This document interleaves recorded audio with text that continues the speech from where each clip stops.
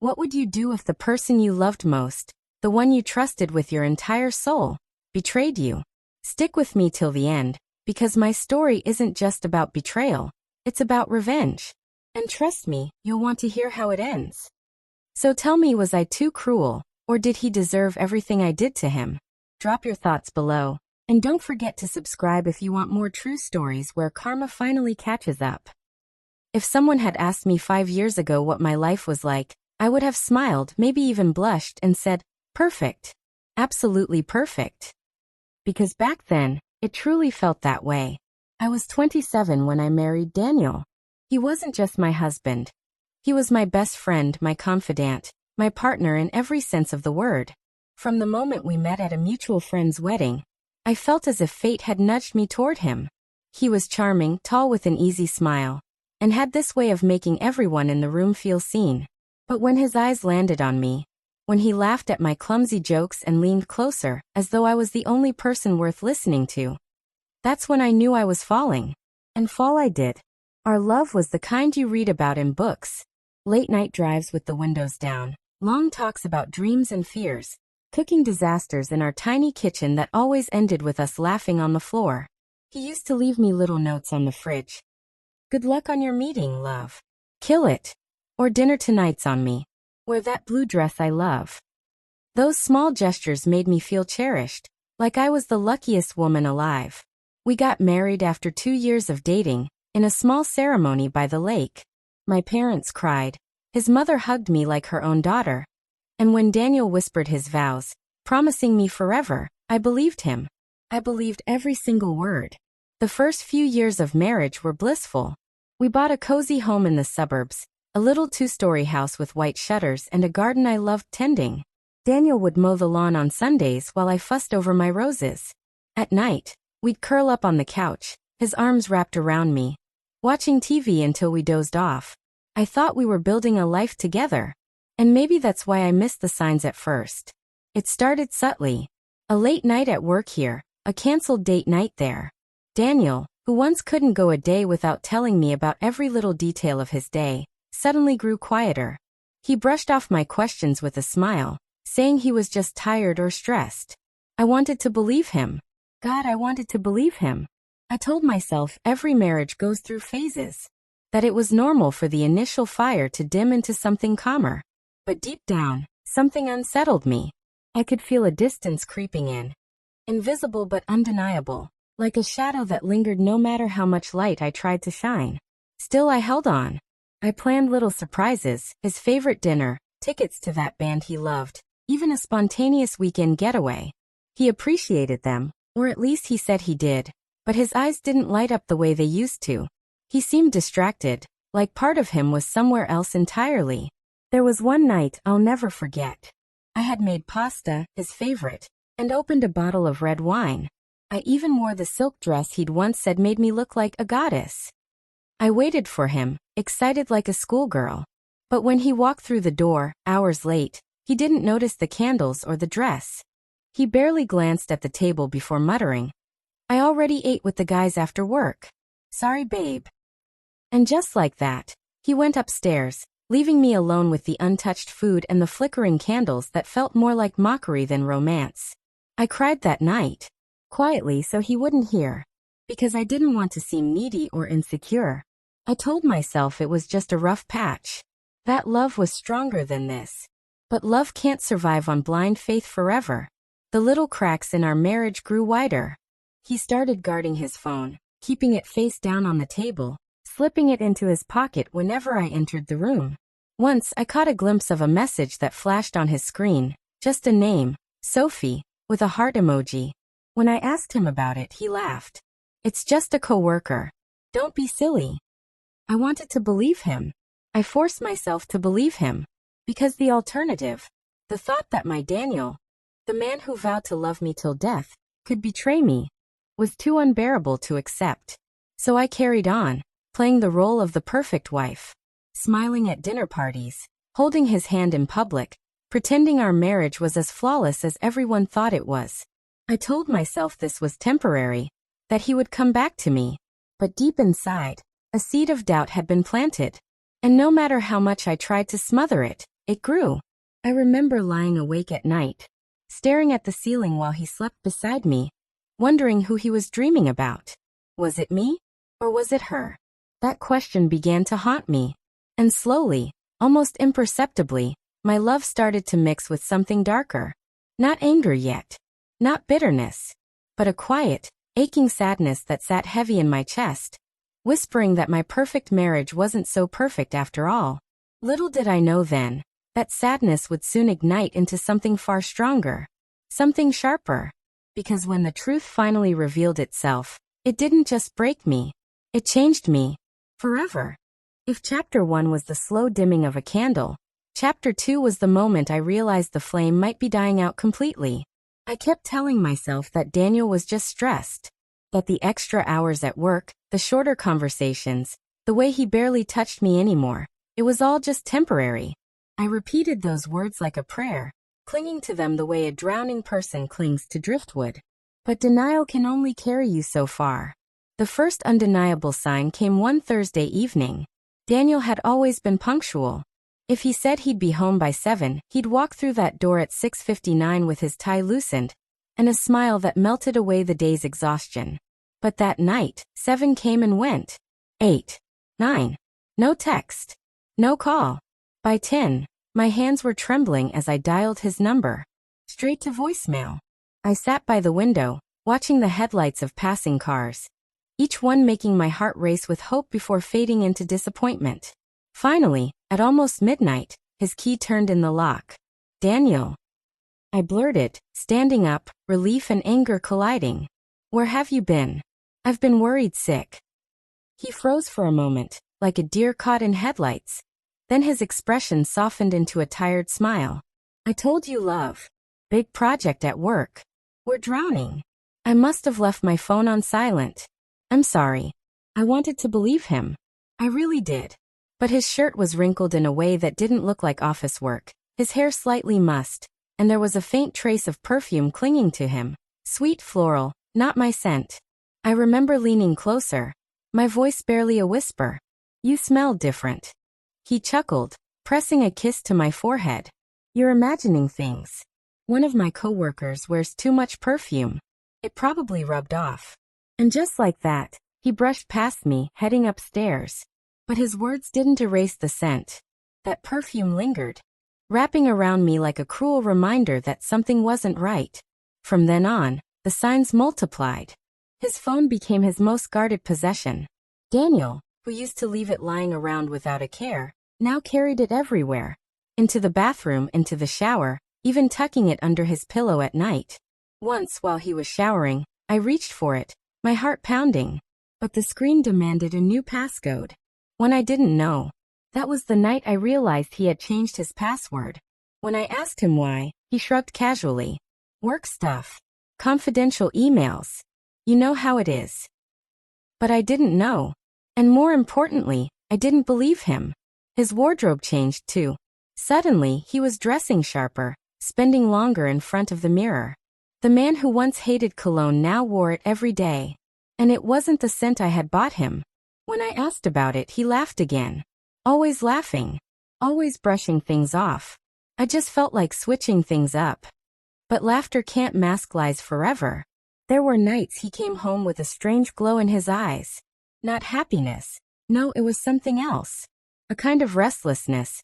A spark that had nothing to do with me. He'd slip into bed beside me, his back turned, falling asleep without so much as a goodnight kiss. I tried everything to bridge the gap. I cooked his favorite meals, wore the lingerie I knew he once loved, even suggested we take a trip. Just the two of us, like old times. He always had an excuse. Too busy. Too tired. Maybe later. Each rejection was a dagger, carving away at the woman I used to be. One evening, while folding laundry, I noticed lipstick on his collar. A faint smudge, pink against the white fabric. My hands shook as I held it up to the light, my heart slamming against my ribs. When I confronted him, Daniel didn't miss a beat. That.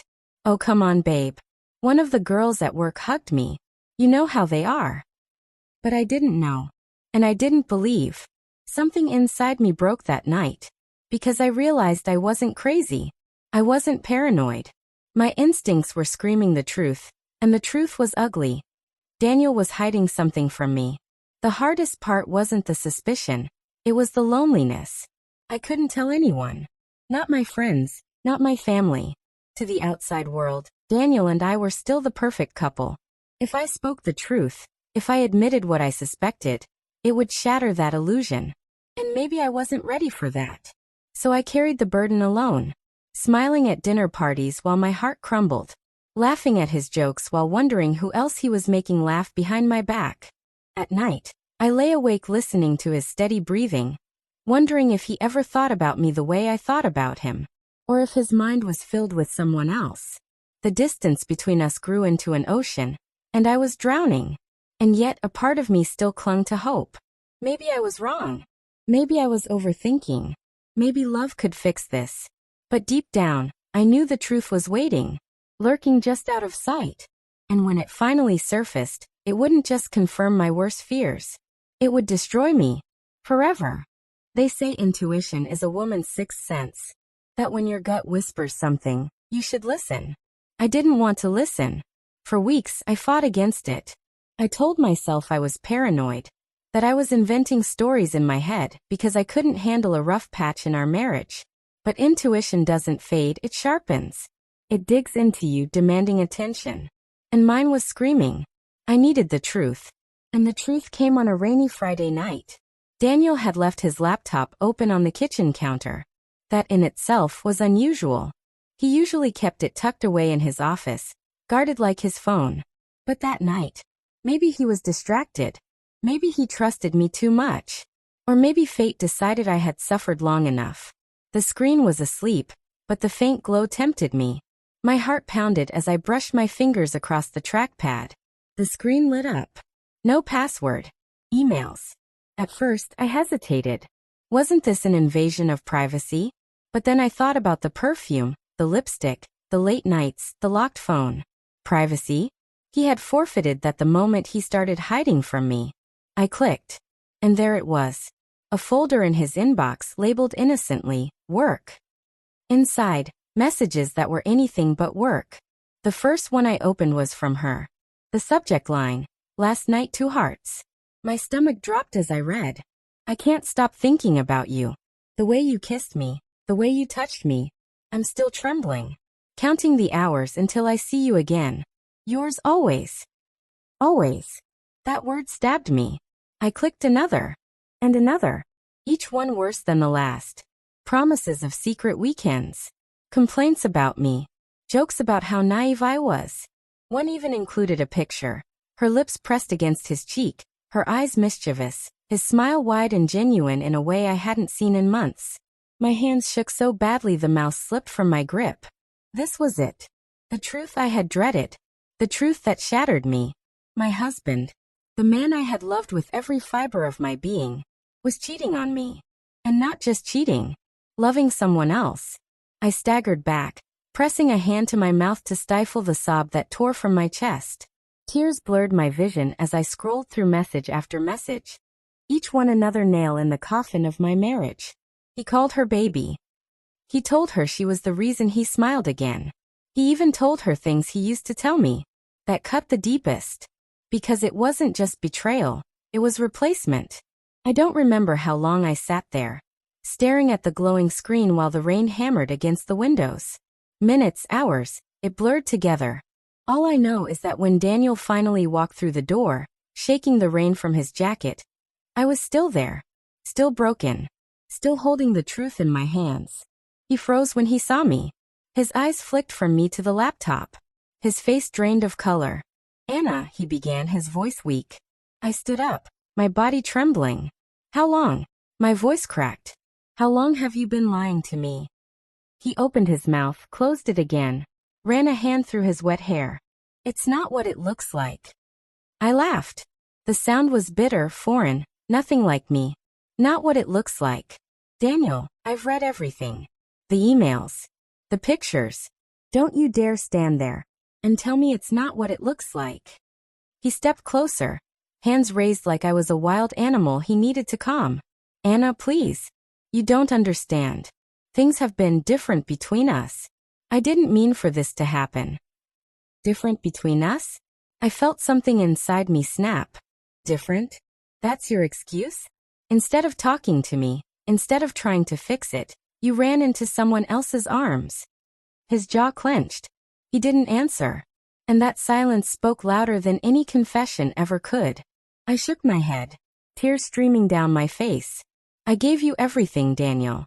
I trusted you. I loved you more than I loved myself. And this is what you do. This is what I get.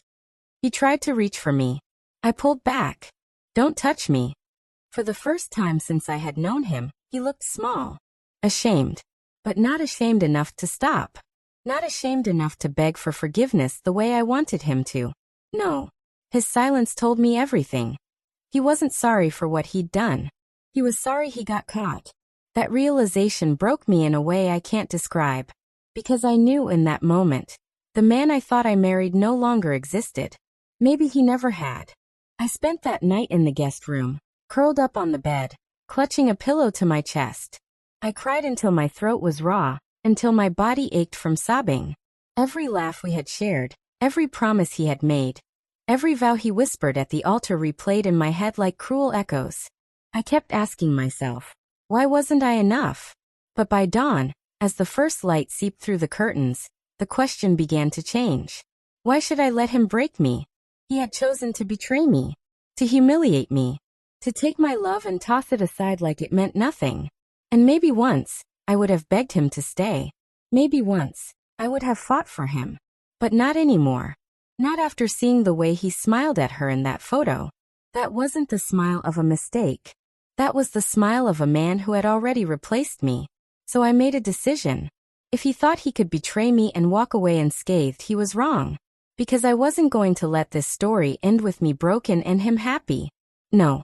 If Daniel wanted a war, then I would give him one. And when it was over, he'd wish he had never underestimated me. They say grief has stages. Denial, anger, bargaining, depression, acceptance. But no one tells you there's another stage. Revenge. The night I found out about Daniel's affair, I thought I would shatter into pieces so small I'd never be able to put myself back together again. And for a while I did. I cried until there were no tears left, screamed into pillows so the neighbors wouldn't hear. Stared at the ceiling in the dark wondering how my life had derailed so fast. But after the storm comes silence. And in that silence, something inside me hardened. I realized I had two choices. I could leave quietly, file for divorce, let Daniel walk away with his new lover, while I carried the scars of his betrayal. Or, I could stay silent, pretend to play the part of the loyal wife, and wait. Wait until I had everything I needed to rip his world apart piece by piece. I chose the second. Because if Daniel thought he could break me and still keep everything, his career, his reputation, his money, his mistress, he was sorely mistaken. The first step was control. I stopped crying in front of him. I stopped asking questions, stopped accusing. Instead, I smiled. I cooked his favorite meals again, laughed at his lame jokes, kissed his cheek when he came home late. Even though every touch made my skin crawl. Daniel bought it. If he noticed the coldness in my eyes, he ignored it. He probably thought I was finally accepting things, that I had chosen to look the other way, like so many wives of unfaithful men. And that was exactly what I wanted him to think. Because while I was pouring him coffee in the morning, I was also logging into his laptop when he wasn't looking, forwarding every incriminating email to a private account I had created. While I was folding his shirts, I was checking his pockets for receipts, hotel bills, credit card slips, evidence he thought he'd hidden well. And while I was lying in bed beside him, pretending to sleep, I was memorizing every detail of his whispered phone calls in the bathroom. Step by step, I was building a case. The second step was protection. I wasn't going to let him blindside me in divorce court. Daniel had always earned more than me. And if he thought he could cheat and still keep the house, the savings, the comfortable life we had built, he was wrong. So I quietly met with a lawyer. I still remember sitting in her office, my hands clenched in my lap as I told her everything. She listened, nodding, her face unreadable. Then she leaned forward and said, "If you want to do this, you'll need proof. Solid, undeniable proof. Once you have that, the courts will favor you. And considering the circumstances, You'll come out on top. That was all I needed to hear. I wasn't just collecting evidence for my own satisfaction anymore. I was building a weapon. A weapon I would use when the time was right. The third step was patience. And God, that was the hardest part. There were nights I wanted to scream at him, throw the laptop in his face, show him the messages where he told her she was the love of his life. There were nights I wanted to burn his clothes, smash his phone, kick him out of the house we had built together. But I didn't. Instead, I bit my tongue until it bled. I smiled and kissed him goodnight. Because I knew my silence was more dangerous than any outburst. A storm announced with thunder can be avoided. But a storm that brews silently? That's the one that destroys everything. One night, I decided to follow him. He told me he was working late, as usual. He kissed my forehead, grabbed his briefcase and walked out the door. I waited 10 minutes before grabbing my keys and slipping into my car. My heart pounded as I tailed him through the city streets, careful to keep my distance. He wasn't heading to the office. I watched as he parked outside a hotel, one I knew wasn't for business conferences. My hands gripped the steering wheel so tightly my knuckles turned white as I saw her. Sophie, the woman from the emails. She was younger than me, maybe mid-20s, with long blonde hair and a laugh that carried even from across the parking lot. She flung her arms around him, kissed him like she owned him.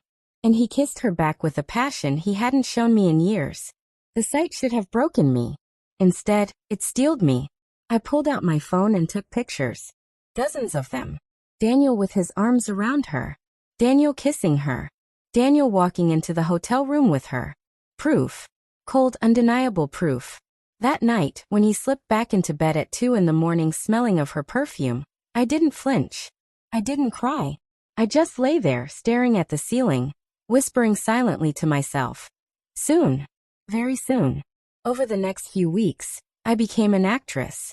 By day, I was the devoted wife, the one who hosted dinner parties, smiled at friends, made excuses for Daniel's absences.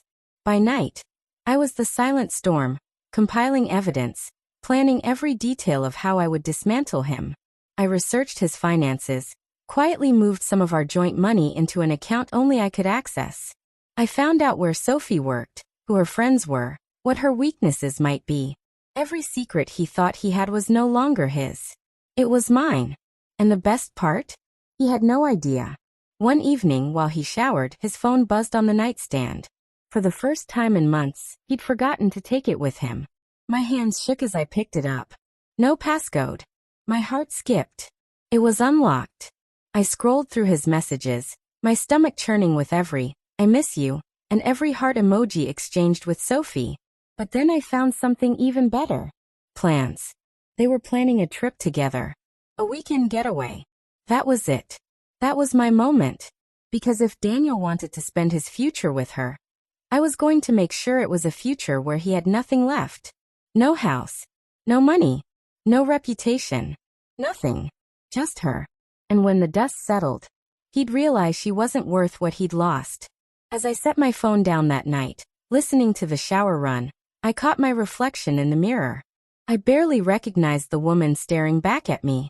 Her eyes weren't soft and trusting anymore. They were sharp, cold, filled with a determination that scared even me. The woman I used to be, the one who believed in forever, who thought love could conquer anything, she was gone. In her place stood someone new. Someone dangerous. And Daniel had no idea she was sleeping right beside him. I had always believed silence was weakness. That's what my husband used to tell me whenever I raised my voice during arguments. Calm down, Emily. You're too emotional. That's why you can't think straight. He tossed those words out like darts, knowing they'd pierce deeper than shouting ever could. But I wasn't emotional anymore. Not now. My silence wasn't weakness. It was strategy. By this point, I had enough proof to bury Michael in any court. Screenshots, emails, secret hotel receipts, even a credit card charge at a jewelry store for a bracelet I never received. The man was sloppy. The same arrogance that made him cheat so carelessly was now the rope tightening around his neck. But here's the truth. Filing for divorce right away would have been too easy for him. He would spin the story. He would charm his way out of it. He would play the victim. I didn't want to just leave. I wanted him to know what it felt like to have every piece of his life slip through his fingers, and to realize I was the one pulling the strings. The first move was financial. I quietly separated my income from our joint account.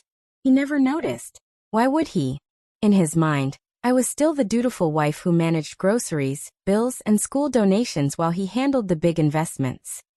What he didn't realize was that I had been studying his investment reports for years, not because I trusted him, but because I didn't. I knew his passwords. I knew which accounts were his private stash. And now, I knew how to move money without raising alarms. Then came the second move, influence.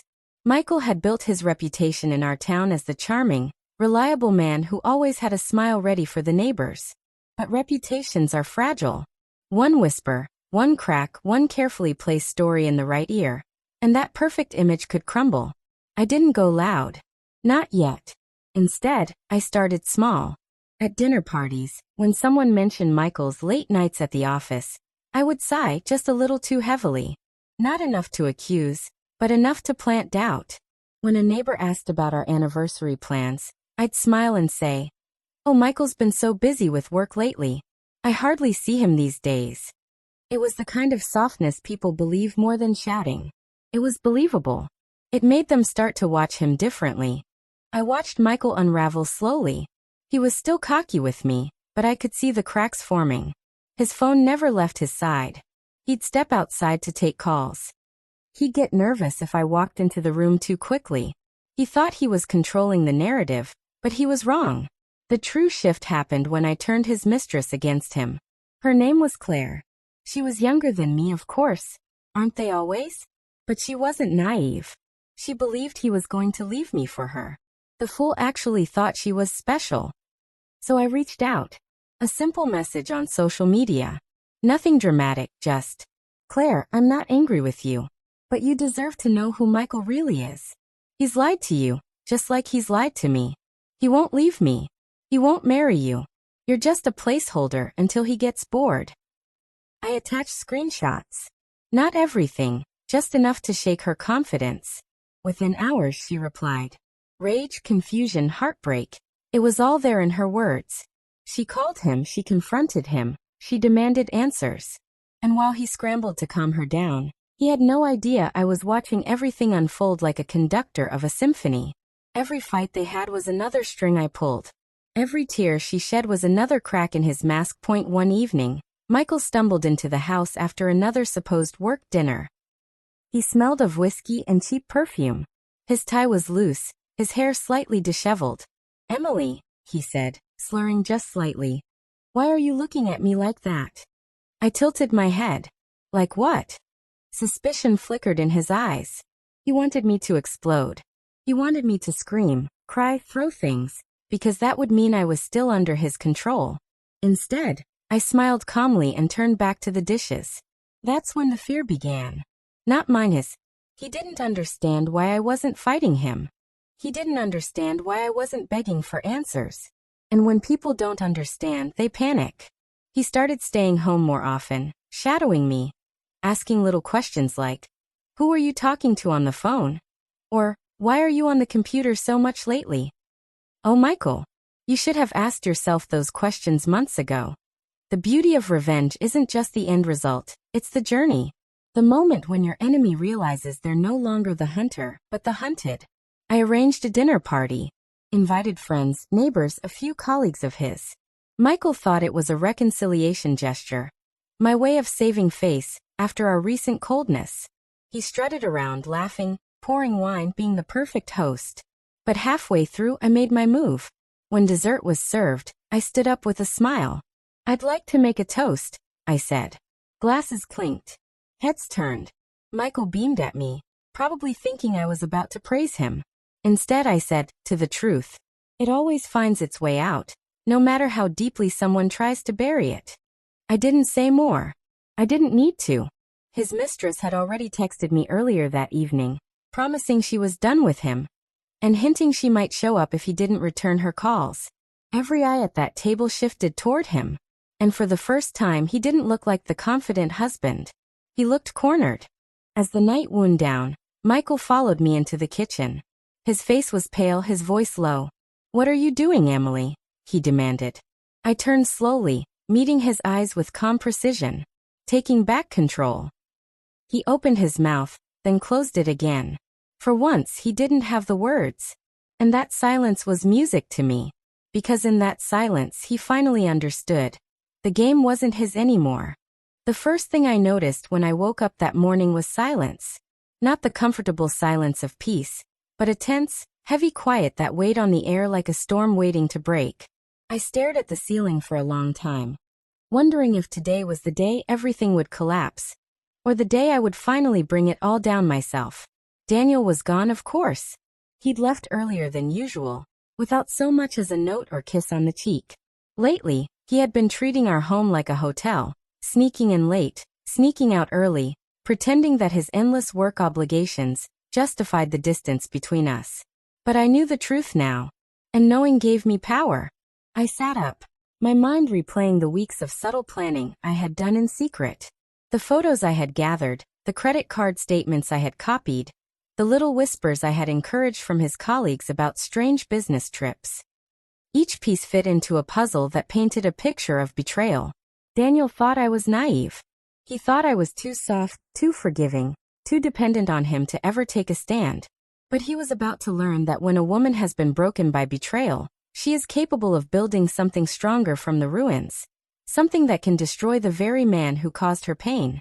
That afternoon, I received a call from Claire, my closest friend, the one person who had been there when my suspicions first turned into certainty. "Are you ready?" she asked, her voice low but charged with anticipation. "Almost," I said, staring at the folder on my desk, the one containing everything I needed to bring Daniel down.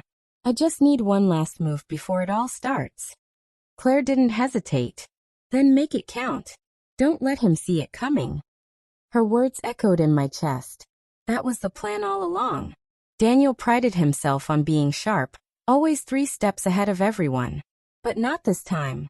I had learned to play his game, and now I was playing it better than him. That evening, Daniel returned home later than ever.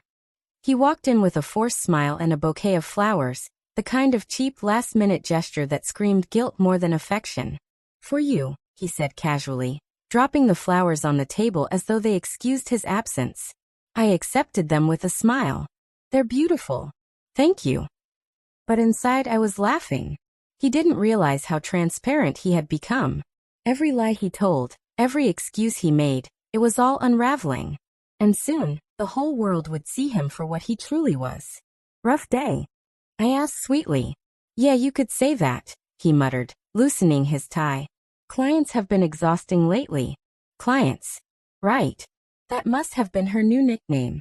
I leaned against the counter, watching him carefully. "You work so hard, Daniel. I don't know how you do it." He smiled faintly, clearly pleased with my words. He thought I was still blind, still devoted. It almost disgusted me how easily he bought into the illusion. But illusions work both ways. Later that night, when Daniel had fallen asleep, I slipped out of bed and opened my laptop. The glow of the screen illuminated the folder I had been building in secret. Documents, screenshots, photos, bank transactions, all neatly organized. Proof of his betrayal, proof of his lies, proof that everything he thought was hidden was actually right in the palm of my hand. I uploaded the files into a cloud folder labeled only with his name. Then I drafted an email. The recipients? His boss. His business partners. His closest family members. But I didn't press send. Not yet. Timing was everything. A storm doesn't just appear. It gathers, it builds, it grows until the moment it can unleash its full force. And I wanted Daniel's world to collapse when he least expected it. Instead, I closed the laptop and whispered into the darkness. Not yet. But soon. The next morning, I made him breakfast. Smiling, chatting, pretending like nothing was wrong. I kissed his cheek when he left for work. And he left the house convinced his wife was still in love with him. But behind my smile, behind the sweetness, was steel. Because I was no longer his wife in the way he believed. I was his reckoning. And his reckoning was closer than he realized. The courtroom was silent, only the sound of shuffling papers echoing against the marble walls. I sat straight-backed, my hands clasped tightly in my lap. Mark sat across from me, looking nervous, defeated, his lawyer whispering hurriedly in his ear. The once confident, charming man who had deceived me for so long was now a shadow of himself, pale, broken, and visibly shaken. The judge cleared her throat. In the matter of the divorce between Emily Carter and Mark Carter, the court finds in favor of the petitioner, Mrs. Carter. Full ownership of the marital home, custody of the child, and financial settlement in the petitioner's favor are hereby granted. It was done. The sound of the gavel striking wood felt like thunder in my chest. I had won. Every late night of planning, every painful tear shed in silence, every calculated move I had made, it had all led to this moment. Mark's world was officially over, and mine was just beginning. I stood gracefully, gathering my papers as my lawyer gave me a firm nod of approval.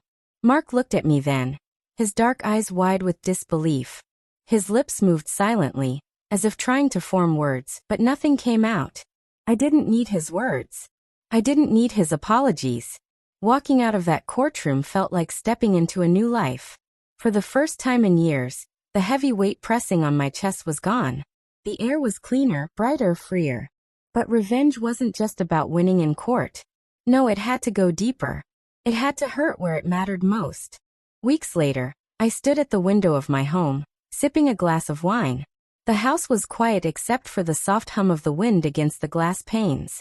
It was peaceful, so different from the chaos Mark used to drag into my life. I had learned something about him during the divorce proceedings. His mistress, Anna, had thought she was special. She thought she had won. But she hadn't realized she was inheriting a man stripped of everything: his finances, his dignity, and his reputation. Mark had lost his job, thanks to the evidence I had carefully compiled and anonymously forwarded to his company. No firm wanted to be associated with a man accused of fraud and infidelity. His career was gone. His savings were drained from the legal battles he thought he could win. And the cherry on top? His so-called soulmate, Anna, had left him within a month of realizing he could no longer provide the lavish lifestyle she had expected. I smirked at the thought. Anna had called me, of all people, weeks later. Her voice had been desperate, almost pathetic. "Emily, I didn't know he was like this. He lied to me too. He said you were controlling, that you never cared about him." I had hung up the phone before she could finish. She wasn't worth my words. One evening, I decided to take a walk downtown. The city was alive with people, bustling with noise and laughter. And then, like fate, I saw him. Mark. He was standing on the corner, his clothes wrinkled, his face hollow. He was no longer the confident man who had once stood beside me at dinner parties or business events. He looked small, almost invisible against the crowd. He saw me too.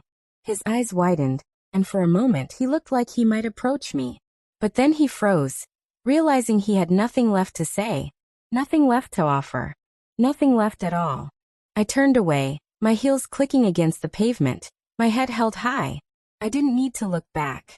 That was the true revenge, not just destroying him, but thriving without him. Months passed, and I rebuilt my life from scratch. I poured my energy into my career, into myself, into rediscovering the woman I had lost in the shadows of his lies. And for the first time in so many years, I smiled freely. Not the fake smile I used to wear when I was trying to keep the marriage together, but a real, genuine smile that came from within. I wasn't just surviving anymore. I was living. Mark had thought he broke me, but the truth was his betrayal had rebuilt me into someone stronger, someone unstoppable. And that was the sweetest revenge of all. She thought she couldn't live without him. He thought she'd stay broken. But when betrayal turned into strength, she showed the world that revenge isn't about anger. It's about rising higher than the ones who tried to destroy you. Would you have done the same in her place?